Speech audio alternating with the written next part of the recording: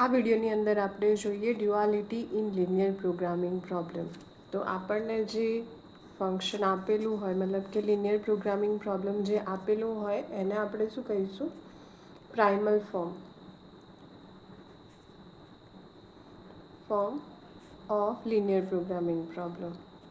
જે B form તમને initially આપેલું હોય, ઓબ્જેક્ટિવ ફંક્શન કન્સ્ટ્રેન્ટ્સ આપેલી હોય, નોન નેગેટિવિટી કન્ડિશન્સ આપેલી હોય, જે બી ફોર્મ આપેલું હોય એને શું કહેવાશે? પ્રાઇમલ ફોર્મ.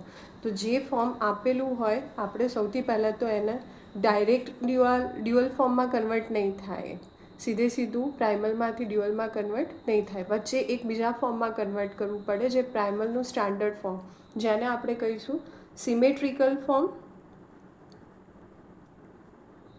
અથવા તો કેનોનિકલ ફોર્મ. તમારે અલગથી એને નામ આપવાની જરૂર નહીં પડે, ખાલી આપણા સમજણ માટે કે પ્રાઇમલ ફોર્મ જે આપેલું હોય એનું જે સ્ટાન્ડર્ડ ફોર્મ હોય એને આપણે કહીશું સિમેટ્રિકલ અથવા તો કેનોનિકલ ફોર્મ. બરાબર છે? અને એમાં કન્વર્ટ કર્યા પછી જ આપણે એને ડ્યુઅલ ફોર્મમાં કન્વર્ટ કરીશું. તો પ્રાઇમલ ફોર્મની અંદર હવે સમજીએ કે જ્યારે આપણને જે ઓબ્જેક્ટિવ ફંક્શન આપેલું હોય એ મેક્સિમાઇઝ ટાઈપનું આપેલું હોય. બરાબર? તો ધ્યાન એ રાખવાનું હોય કે જ્યારે આપણે એને સિમેટ્રિકલ ફોર્મમાં કન્વર્ટ કરીએ તો મેક્સિમાઇઝ ફંક્શન માટે એની જે બધી જ કન્સ્ટ્રેન્ટ્સ આપેલી હોય એ compulsory less than or equal to ટાઈપની હોવી જોઈએ. જો કંઈ ગ્રેટર ધેન ઓર ઇક્વલ ટુમાં આપેલી હોય તો એ કન્સ્ટ્રેન્ટને આપણે -1થી બંને બાજુ મલ્ટીપ્લાય કરીને એને આપણે ઇનઇક્વાલિટી ચેન્જ કરી દઈશું, એટલે કે ગ્રેટર ધેનમાંથી શેમાં કન્વર્ટ થઈ જશે? લેસ ધેન ઓર ઇક્વલ ટુમાં. તો પહેલી વસ્તુ આ ધ્યાન રાખવાની કે જ્યારે ઓબ્જેક્ટિવ ફંક્શન મેક્સિમાઇઝ ટાઈપનું આપેલું હોય તો એની બધી જ કન્સ્ટ્રેન્ટ કમ્પલસરી કેવી હોવી જોઈશે? Less than or equal to ટાઈપની. ના આપેલી હોય, ગ્રેટર ધેનમાં હોય તો લેસ ધેનમાં કન્વર્ટ કરવા માટે કન્સ્ટ્રેન્ટને -1થી મલ્ટીપ્લાય કરીને આપણે ઇનઇક્વાલિટી ચેન્જ કરી દેવાની અને કન્સ્ટ્રેન્ટને લેસ ધેન ઓર ઇક્વલ ટુમાં કન્વર્ટ કરી દેવાના. બરાબર? હવે જો ઇક્વેશન ટાઈપનું આપેલું હોય તો કન્સ્ટ્રેન્ટ તમને ઇક્વેશનના ફોર્મમાં આપ્યું હોય તો જ્યારે બી ઇક્વેશનના ફોર્મમાં આપ્યું હોય તો પણ તમારે ધ્યાન રાખવાનું કે એ ઇક્વેશન બે કન્સ્ટ્રેન્ટના ફોર્મમાં કન્વર્ટ થશે. એમાં આખી જે કન્સ્ટ્રેન્ટ હોય એઝ ઇટ ઇઝ જ લખવાની, પણ જ્યાં ઇક્વેશન આવતું હોય ત્યાં આપણે બંને એક વખત less than or equal to લઈશું અને બીજી વખત greater than or equal to લઈશું.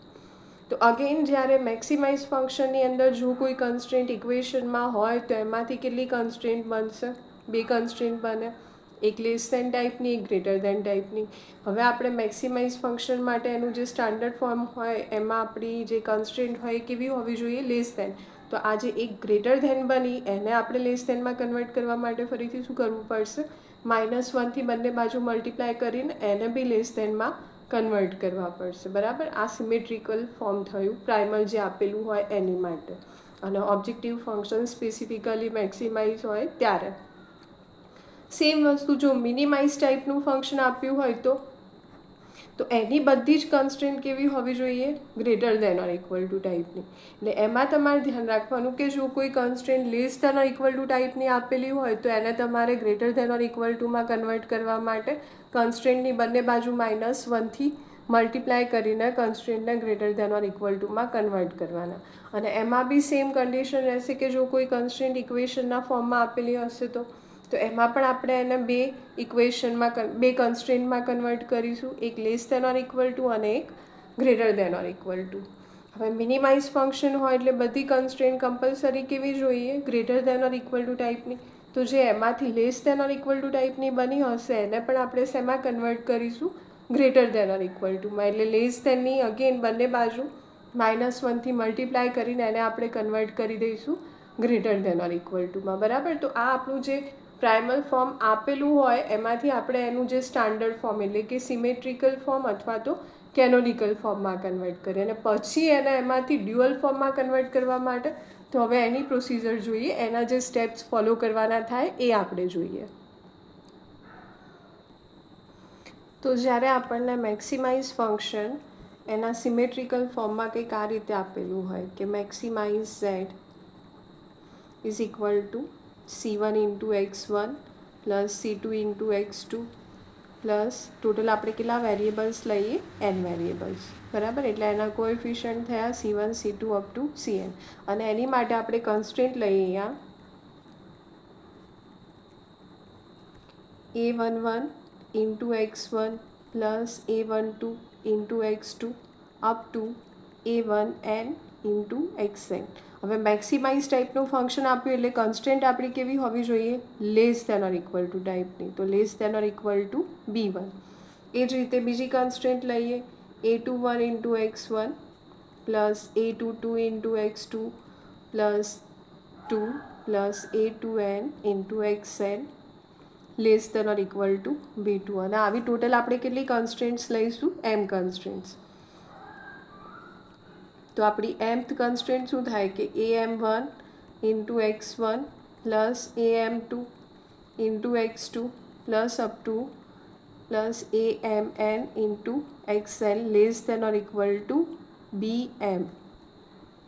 આ આપણી ટોટલ કેટલી કન્સ્ટન્ટ્સ થઈ, m કન્સ્ટન્ટ. અને એના જે વેરિયેબલ્સ આપ્યા કે x1 x2 up two xn એ શું થશે, greater than or equal to 0. અહીંયા આપણે ફંક્શનને એક્સમાં કન્વર્ટ કરી દઈએ, આપણું જે વેરિયેબલ એક્સમાં લીધું એટલે, બરાબર. એ જ રીતે જો આપણું જે સિમેટ્રિકલ ફોર્મ મિનિમાઇઝ ટાઈપનું હોય એટલે કે મિનિમાઇઝ ZX, તો આ તો એઝ ઇટ ઇઝ જ રહેવાના, કન્સ્ટન્ટ પણ એઝ ઇટ ઇઝ રહેવાની. ખાલી અહીંયા જે less than or equal to આપ્યા એની જગ્યાએ શું થઈ જશે, ઇનઇક્વાલિટી આપણી ચેન્જ થઈ જાય. લેસ દેન ઓર ઇક્વલ ટુની જગ્યાએ શું થશે, એમાં બધી જગ્યાએ greater than or equal two. તો આ થયું આપણું પ્રાઇમલ જે ફોર્મ હતું એનું સ્ટાન્ડર્ડ ફોર્મ. હવે આને આપણે ડ્યુઅલમાં કન્વર્ટ કરીએ, તો ડ્યુઅલમાં કઈ રીતે કન્વર્ટ થાય એ જોઈએ. તો પ્રાઇમલને આપણે કન્વર્ટ કરીએ ડ્યુઅલની અંદર, એટલે એને કહેવાશે formulation of dual linear programming problem. હવે આ આપણું સ્ટાન્ડર્ડ ફોર્મ હતું પ્રાઇમલ ફોર્મનું. તો જે નવું ફોર્મ આપણે લઈએ ડ્યુઅલમાં, એમાં આપણું જે ફંક્શન હોય એને આપણે કઈ રીતે ડિનોટ કરીશું, તો જુઓ પ્રાઇમલ ફોર્મને આપણે એક્સથી, કારણ કે વેરિયેબલ એક્સમાં હશે, અને જ્યારે આપણે એને ડ્યુઅલમાં કન્વર્ટ કરીએ તો આપણે એક નવું વેરિયેબલ ધારીશું જે વાય તરીકે લઈશું. એટલે અહીંયા આપણે જે નોટેશન યુઝ કરીએ ફંક્શનનું એમાં આવશે ZY. મેક્સિમાઇઝ હોય તો મિનિમાઇઝ અને મિનિમાઇઝ હોય તો મેક્સિમાઇઝ. એટલે એક તો આ નોટેશન ચેન્જ થાય. બીજું કે અહીંયા આપણને જે વેરિયેબલ ટોટલ વેરિયેબલ કેટલા લેવાના, જેમ અહીંયા આપણે ઓરિજિનલ જે ફોર્મ આપ્યું એની અંદર n વેરિયેબલ્સ લીધા, તો જ્યારે તમે એને ડ્યુઅલમાં કન્વર્ટ કરો તો વેરિયેબલ્સ ટોટલ કેટલા લેવાના થાય, તો જેટલી તમને ટોટલ નંબર ઓફ કન્સ્ટન્ટ્સ આપેલી હોય એટલા નંબર ઓફ વેરિયેબલ્સ આપણે ડ્યુઅલમાં યુઝ કરવાના થશે. તો અહીંયા આપણે m કન્સ્ટન્ટ લીધી, તો હવે ડ્યુઅલની અંદર વેરિયેબલ કેટલા થાય, m થાય, એટલે કે y1 y2 up two ym. તો હવે એનું આપણે ડ્યુઅલનું જે ઓબ્જેક્ટિવ ફંક્શન છે એમાં કન્વર્ટ કરીએ, તો કારણ કે અહીંયા મેક્સિમાઇઝ આપ્યું એટલે એ શેમાં થઈ જશે, મિનિમાઇઝમાં. તો અહીંયા આપણે જોડે લખતા જઈએ મિનિમાઇઝ નોટેશન તરીકે યુઝ કરીએ ZY. હવે અહીંયા જે કોએફિશિયન્ટ આપણે યુઝ કર્યા એ કોએફિશિયન્ટ નહીં આવે, ત્યાં કઈ વેલ્યુ આવશે આપણી, જે કન્સ્ટન્ટની અંદર રાઇટ હેન્ડ સાઈડ આપી એ. આપણે C1 C2 અપ ટુ Cnની જગ્યાએ શેનો યુઝ કરીશું, કન્સ્ટન્ટની જે રાઇટ હેન્ડ સાઈડ તરીકે જે કોન્સ્ટન્ટ વેલ્યુ આપી એનો. એટલે અહીંયા કઈ રીતે લખાશે એને, તો જુઓ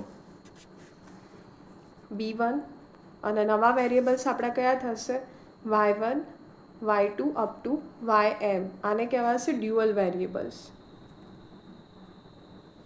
અને એ ટોટલ કેટલા લેવાના, જેટલી આપણને પ્રાઇમલ ફોર્મની અંદર કન્સ્ટન્ટ્સ આપેલી હોય ટોટલ એટલા. તો y1 y2 up two ym. તો હવે આ ફોર્મ કઈ રીતે બને, b1 into y1 plus b2 into y2 plus up two bm into ym. આ આપણું ઓબ્જેક્ટિવ ફંક્શન થઈ ગયું ડ્યુઅલ ફોર્મ માટેનું. હવે એની કન્સ્ટન્ટ જોઈએ, તો કન્સ્ટન્ટની અંદર કન્સ્ટન્ટમાં તમારે આ જે x1 વેરિયેબલ આપ્યો તો એના કોએફિશિયન્ટ્સ આપણે યુઝ કરીશું ફર્સ્ટ કન્સ્ટ્રેન્ટની અંદર. એટલે કે આપણો જે મેટ્રિક્સ હતો ઓરિજિનલ પ્રાઇમલ ફોર્મનો એ આપણે જ્યારે ડ્યુઅલમાં કન્વર્ટ કરીએ તો એનું જે ટ્રાન્સપોઝ ફોર્મ હોય, તમને યાદ હોય તો ટ્રાન્સપોઝમાં શું થાય, રોની કોલમ થઈ જાય ને કોલમની રો થઈ જાય. એટલે આપણે જે રો હતી એને હવે અહીંયા કોલમના ફોર્મેટમાં યુઝ કરવાની. તો હવે આ ડ્યુઅલની અંદર કઈ રીતે લખાશે, આપણી જે પહેલી કન્સ્ટ્રેન્ટ છે તો A11 વેરિયેબલ તો આપણે આ જ યુઝ કરવાના, ડ્યુઅલમાં કોઈ જગ્યાએ એક્સ નહીં આવે. તો A11 into Y1 plus A21 into Y2 up to plus AM1 into YM. અને હવે આ જે less than or equal to ટાઈપની કન્સ્ટ્રેન્ટ હતી એ શું થઈ જશે? Greater than or equal to. હવે અહીંયા કોન્સ્ટન્ટ તરીકે કઈ વેલ્યુ લખાય? તો એમાં આપણે શેનો યુઝ કરવાનો? આ જે કોએફિશિયન્ટ હતા વેરિયેબલના એનો. એટલે અહીંયા હવે B1ની જગ્યાએ શું આવશે? C1 આવશે. તો greater than or equal two C1. એ જ રીતે સેકન્ડ કન્સ્ટ્રેન્ટ બનાવીએ તો એ શું થશે આપણી? તો A12 into Y1 plus A22 into Y2 up two AM2 into YM greater than or equal two કઈ વેલ્યુ યુઝ થાય? C2. અને એ જ રીતે આપણી હવે nth કન્સ્ટ્રેન્ટ, એમાં આવશે કોએફિશિયન્ટ તરીકે તો A1n into Y1 plus A2n into Y2. જો આ ફોર્મમાં ખ્યાલ ના આવે તો ટેન્શન નહીં લેવાનું, આપણે એક્ઝામ્પલ જોઈએ એટલે તમને ઇઝીલી આઈડિયા આવશે જો આ ફોર્મેટમાં ખબર ના પડે તો. પણ એનો જે થિયરી કન્સેપ્ટ હતો આપણને ખબર તો હોવી જોઈએ કે પ્રાઇમલમાંથી ડ્યુઅલમાં કન્વર્ટ કઈ રીતે થાય, એટલા માટે આપણે એનો થિયરિકલ પાર્ટ હતો એ જોઈ લીધો. પ્લસ AMN ઇન્ટુ YM આવશે. Greater than or equal to હવે કઈ વેલ્યુ આવશે? CN. અને અહીંયા વેરિયેબલ તરીકે શું મળે? Y1 Y2 up two YM. આ બધા જ કેવા થવાના? Greater than or equal to 0. તો આ આપણું શું થઈ ગયું? Dual form. જે પ્રાઇમલ ફોર્મ આપ્યું હતું એમાંથી આપણે એને કન્વર્ટ કર્યું ડ્યુઅલમાં. તો ફરી એકવાર સમજી લઈએ, હજુ થોડી ઘણી કન્ડિશન આપણી આની અંદર ફૂલફિલ થતી નથી. તો એવા ફોર્મની અંદર જેમ કે વેરિયેબલ્સ અનરિસ્ટ્રિક્ટેડ ફોર્મમાં આપ્યા હોય અથવા તો તમને કન્સ્ટ્રેન્ટ તરીકે ઇક્વેશન આપેલી હોય તો એનું કન્વર્ઝન કઈ રીતે થાય તો એ સમજીએ. તો પ્રાઇમલની અંદર શું આપ્યું હોય ત્યારે આપણે એને ડ્યુઅલમાં કઈ રીતે કન્વર્ટ કરીશું એ જોઈએ. તો પહેલી વસ્તુ કે જ્યારે અહીંયા આપણને પ્રાઇમલમાં મેક્સિમાઇઝ ફંક્શન આપેલું હોય ઓબ્જેક્ટિવ ફંક્શન તરીકે, તો એની બધી જ કન્સ્ટ્રેન્ટ કેવી હોવી જોઈએ? Less than or equal to. અને જ્યારે આપણે એને એના ડ્યુઅલ ફોર્મમાં કન્વર્ટ કરીએ તો ફંક્શન કેવું થઈ જશે? Minimize objective function. અને એની બધી જ કન્સ્ટ્રેન્ટ કેવી હશે? Greater than or equal to. એ જ રીતે જો મિનિમાઇઝ ફંક્શન આપેલું હોય ઓબ્જેક્ટિવ ફંક્શન તો બધી જ કન્સ્ટ્રેન્ટ કેવી હોવી જોઈએ એના ફોર્મમાં?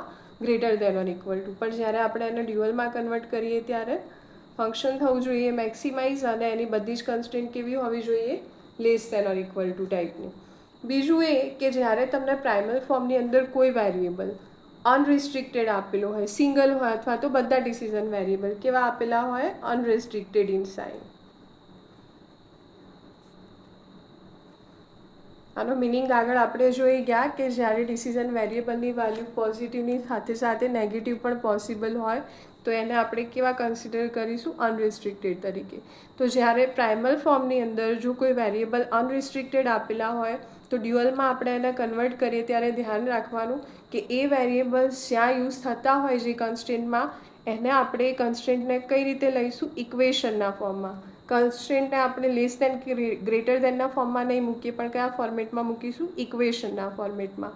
અને એનું ઉલટું કે જ્યારે પ્રાઇમલની અંદર જે કન્સ્ટ્રેન્ટ આપેલી હોય એ ઇક્વેશનના ફોર્મમાં હોય.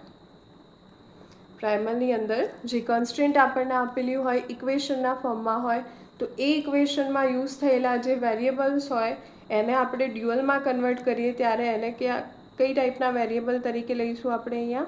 અનરિસ્ટ્રિક્ટેડ વેરિયેબલ્સ તરીકે. બરાબર છે? એક આ વસ્તુ ધ્યાનમાં રાખવાની. બસ.